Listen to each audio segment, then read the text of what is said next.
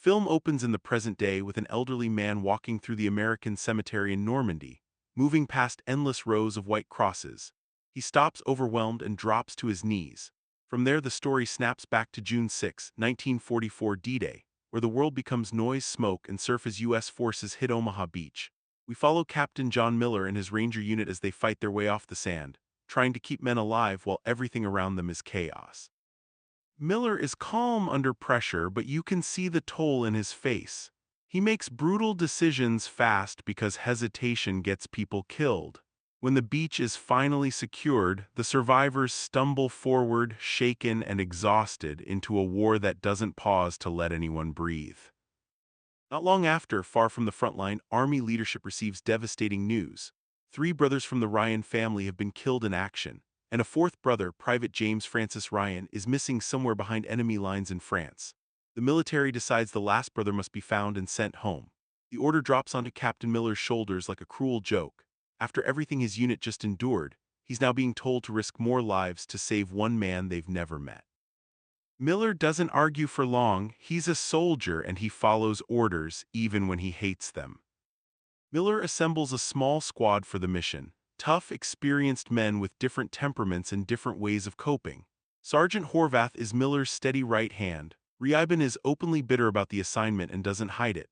Jackson, the sniper, is quiet and unnervingly focused. Caparzo is brave and emotional. Wade is the medic, compassionate and constantly working to keep the others from bleeding out. And later they pick up a Pam, a translator with no combat experience who's suddenly thrown into a world he only understands through language.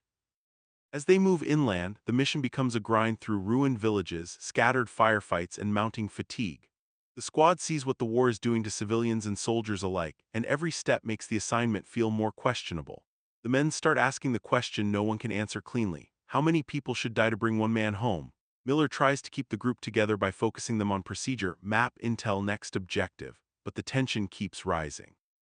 Their search leads them to a unit that has a soldier named Ryan, and for a moment it seems like the mission is over. But it's the wrong Ryan. The mix of relief and frustration turns instantly sour. They're still deep in enemy territory, still burning time, still bleeding morale, and now it feels like the army sent them on a wild goose chase. On the way forward, they make a choice that changes everything. They encounter a German position, dangerous, strategic, and rather than bypass it, Miller decides to take it out. It's the kind of decision that makes sense to a commander thinking about the bigger picture, but it's also the kind of decision that costs lives. The fight is brutal and chaotic, and in the aftermath the squad loses Wade, their medic.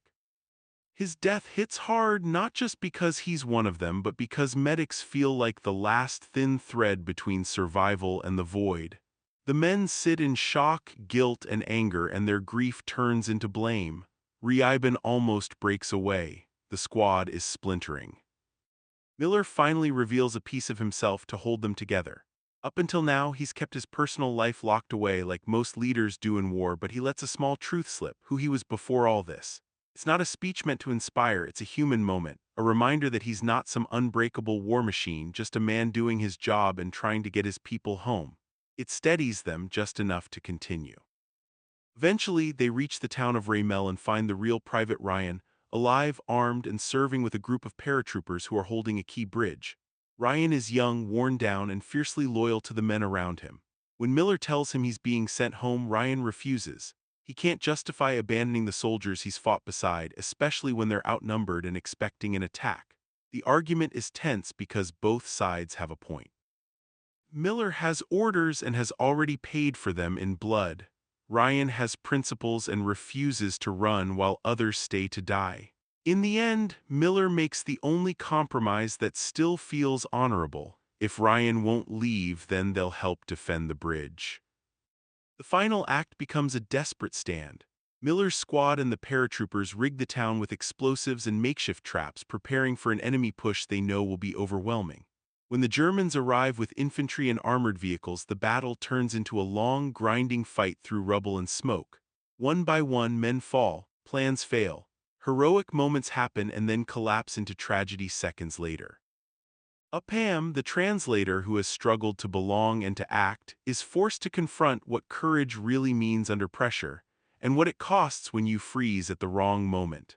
The bridge becomes less a strategic location and more a symbol of everything the men are trying to hold on to: purpose, duty, and the hope that their sacrifice will mean something. Captain Miller keeps fighting even as it becomes clear the situation is slipping beyond control.